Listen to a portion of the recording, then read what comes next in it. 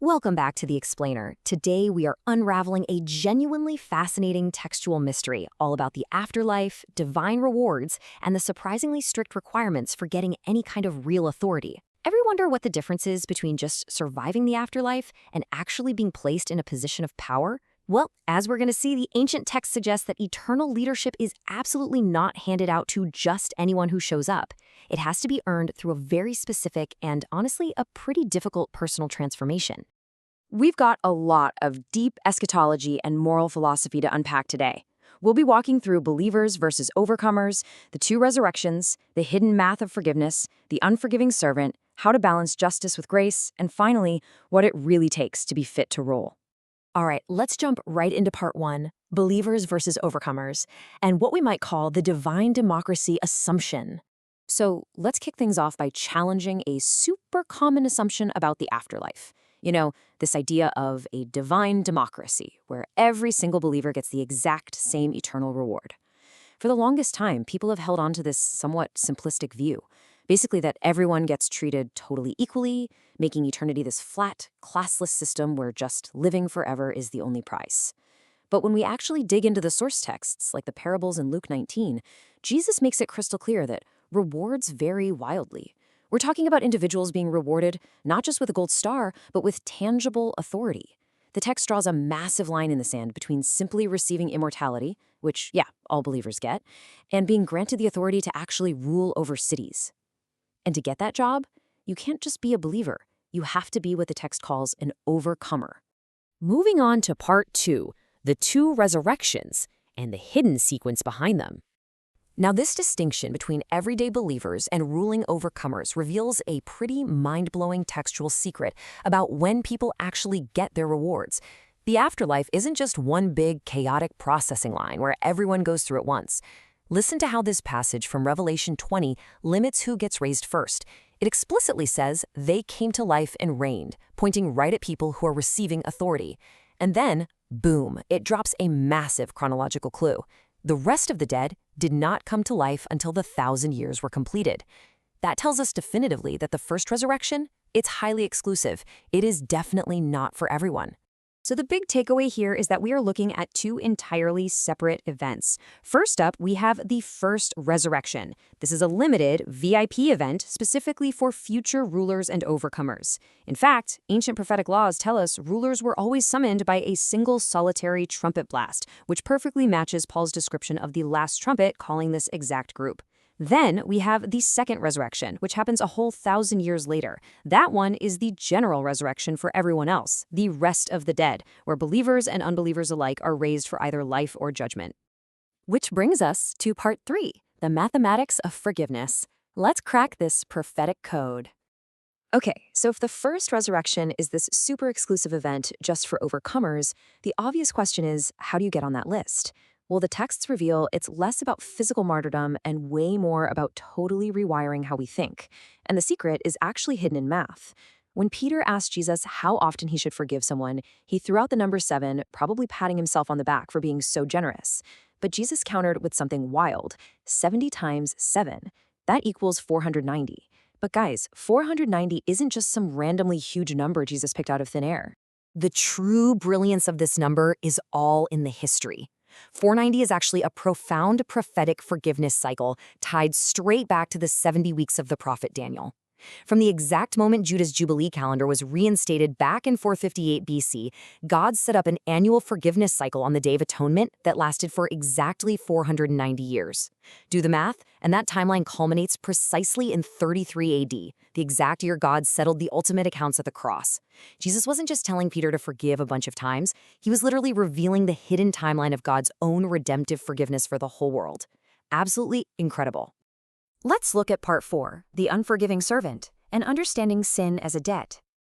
To really ground this high-level mathematical prophecy into something we can use on a Tuesday, Jesus followed up his 70 times 7 rule with a story we can all relate to, the parable of the unforgiving servant. So a king is settling accounts, and a servant is brought in who owes 10,000 talents. Now, just to put that into perspective, a single talent of gold back then weighed about 131 troy pounds. So 10,000 talents, we are literally talking tens of thousands of pounds of gold. It's an astronomical, laughably impossible debt. We're talking comic book villain levels of wealth here. There is absolutely no way, not in 1,000 lifetimes, this guy could ever work that debt off. So how does this play out? Step 1. The servant gets on his knees and begs. And the king, in just a staggering display of grace, completely wipes out this unpayable mountain of debt. But then, step 2.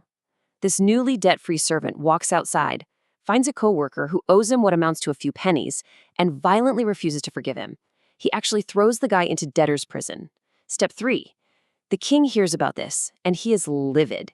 He revokes his original grace and hands the hypocritical servant over to the torturers until every last cent is repaid. Now, why does this matter?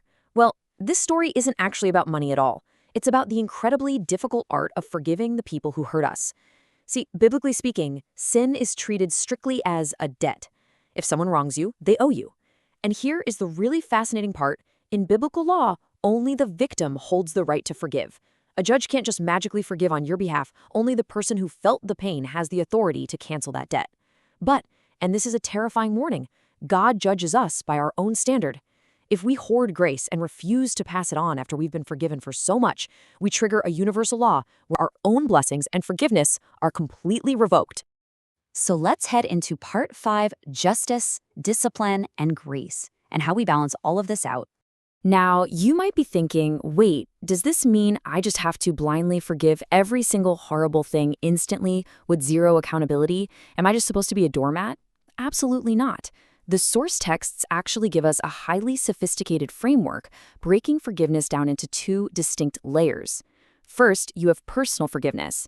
This is all about releasing grudges internally from your own heart. You have to do this, and do it quickly just to keep yourself from going bitter or even getting physically sick. But then there is judicial forgiveness. Think of this like parenting. If a kid steals a candy bar and you just forgive them with zero consequences, you're just training them to be a thief.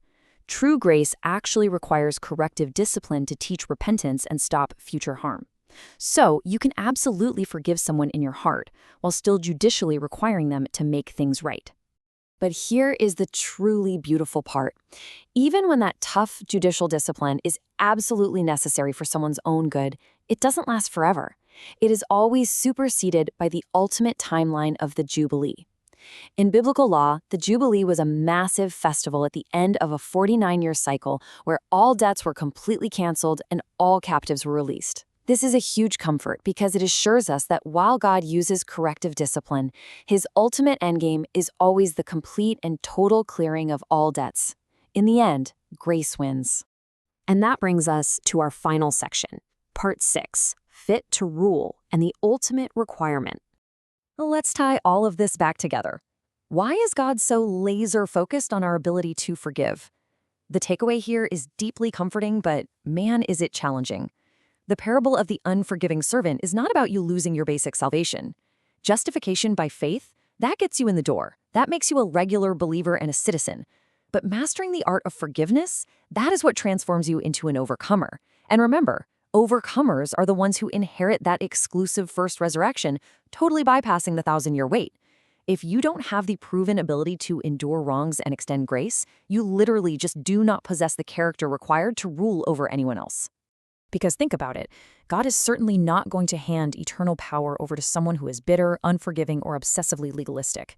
Just ask yourself, would you want an unforgiving judge placed in authority over your life? No way, right?